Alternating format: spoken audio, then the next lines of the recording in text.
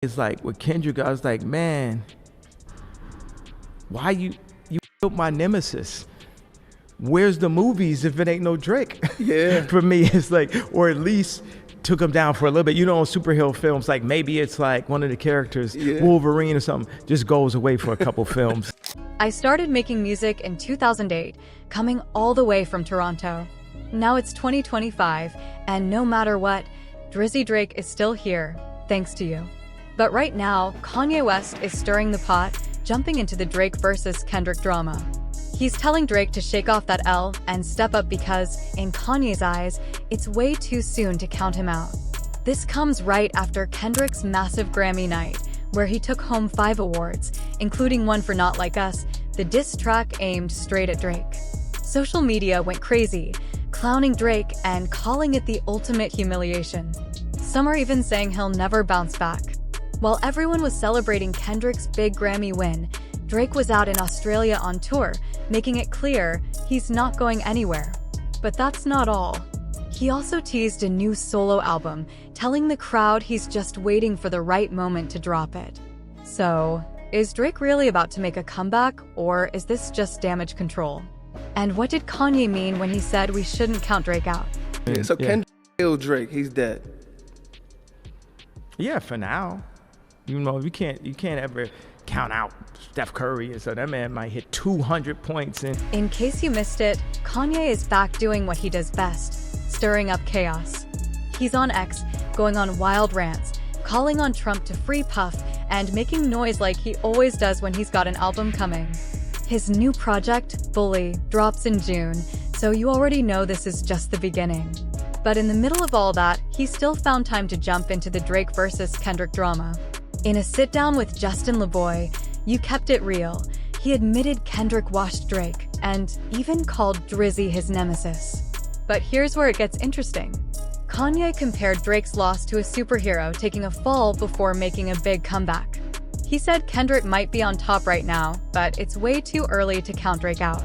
Long-standing beef and battle for years. Yeah. Now Drake is at odds with another Gemini, Kendrick Lamar. Yeah. Who do you think won that rap battle? Well, one thing is like with Kendrick, I was like, man, why you my nemesis? Where's the movies if it ain't no Drake? Yeah. For me, it's like, or at least took him down for a little bit. You know, in superhero films, like maybe it's like one of the characters, Wolverine or something, just goes away for a couple films and stuff. I'm like, damn, man, it's like, it was really challenging for me to make Father Stretch My Hands and different things. And man, got work, you know, like top 5 song ever created in life. You know, I'm like, you know, redoing the drums, bringing Metro on. And, so Kendrick Drake, he's dead. Yeah, for now.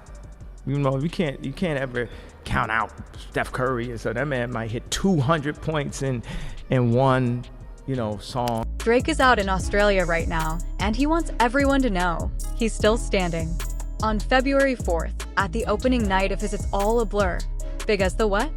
Tour, he made a dramatic entrance at the RAC Arena. He walked down the stairs wearing a hoodie covered in what looked like bullet holes, with smoke rising from his back. It was clear he was sending a message. Yeah, he took some hits, but he's still here. And just to make sure nobody missed the point, he told the crowd himself. At the end of the show, he stood tall and said, "My name is Drake. I started making music in 2008, all the way from Toronto, Canada. Now it's 2025, and no matter what, Drizzy Drake is still here." Drake showed nothing but love to his Australian fans, thanking them for rocking with him and reminding everyone to look out for each other. "There's too much weird stuff going on in the world," he said, making sure they knew to stay safe. He also promised he wouldn't take this long to come back again. "I swear to God, I love this place. I won't make you wait this long next time." Before wrapping up, he had one more thing to say. His new album with Party Next Door was dropping on February 4th. Before leaving, Drake had one last message for his fans. Look out for each other. If you see someone who needs help on your way out, help them. Even after I leave Australia, keep taking care of each other. There's too much crazy stuff happening in the world. So stay safe, stay together, and when I come back in a year or 2, I want to see all these same faces right here. He ended with, "I love y'all. Thank you." But that wasn't the only surprise of the night. Along with hyping up his album with Party Next Door, Drake also hinted at a solo project. He told the crowd he's got something ready. He's just waiting for the right moment to drop it. A new album coming out on Valentine's Day with Party Next Door. It's called Some Sexy Songs for You.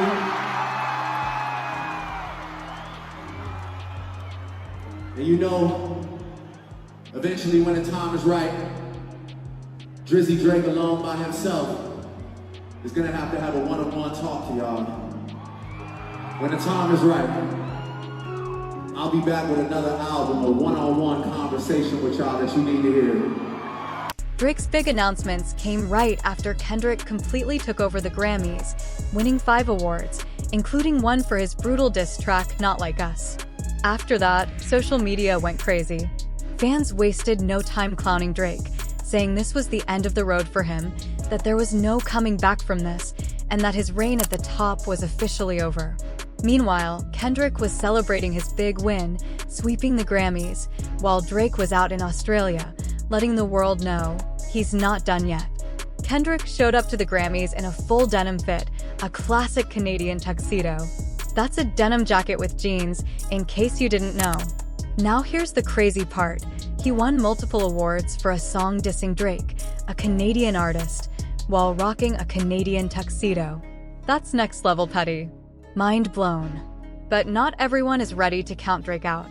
His fans say, yeah, he might have taken an L against Kendrick, but that doesn't mean he can't bounce back in a big way. Drizzy supporters are standing by, waiting to see what he does next. Some fans are calling out the double standards, saying people are acting like Kendrick is exposing predators in the industry while ignoring the fact that he gave a big shout out to Dr. Dre, who has openly admitted to putting hands on women. Let's not forget, Kendrick even name-dropped Dre on Not Like Us with lines like, "Dre, what's up?"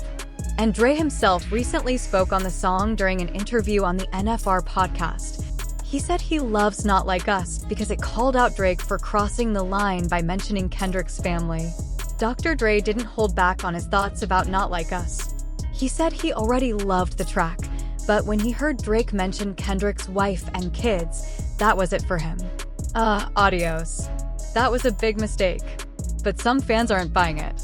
One person on X pointed out that Dre is the last person who should be calling out disrespect. He's been accused of domestic violence, and on top of that, he got his first baby mama pregnant when he was 22 and she was just 16. In her lawsuit against Dr. Dre, Dee Barnes described how he repeatedly slammed her face and the right side of her body against a wall near a stairway. And when Dre was later asked about it, his response was cold. He brushed it off like it was nothing, saying, "People talk, but if someone messes with me, I'm gonna mess with them.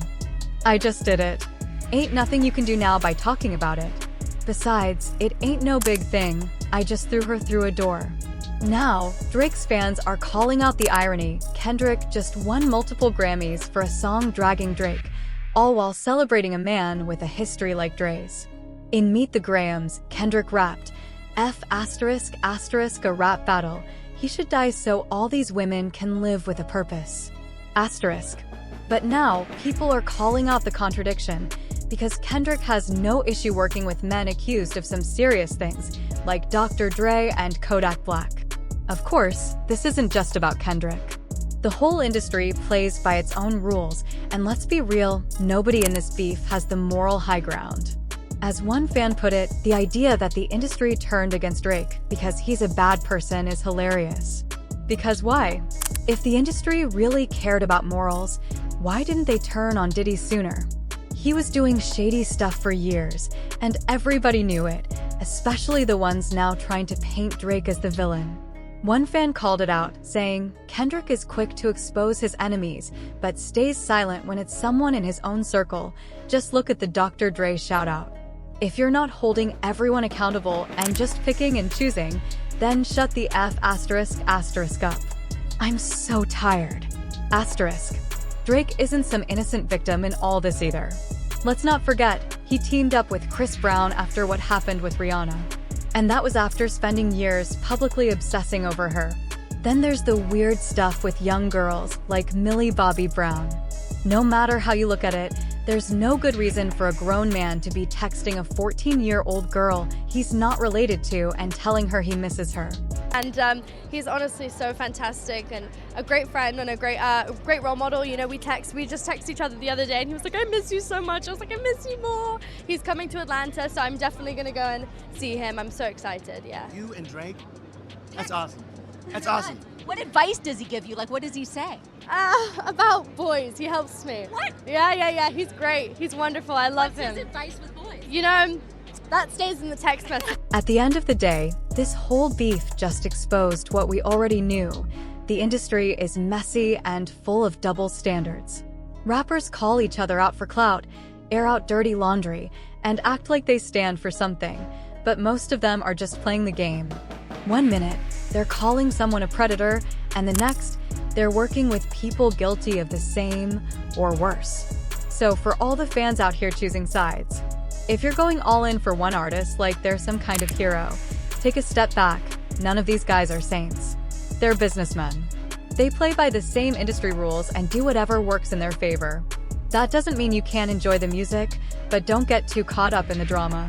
At the end of the day, these beefs are just as much about marketing as they are about real issues. But now that Kendrick has been crowned the winner, how do y'all feel? Was it a fair fight, or did industry politics play a part? And what about Kanye? Do you agree that Drake isn't done just yet? Drop your thoughts below and stick around for the next video.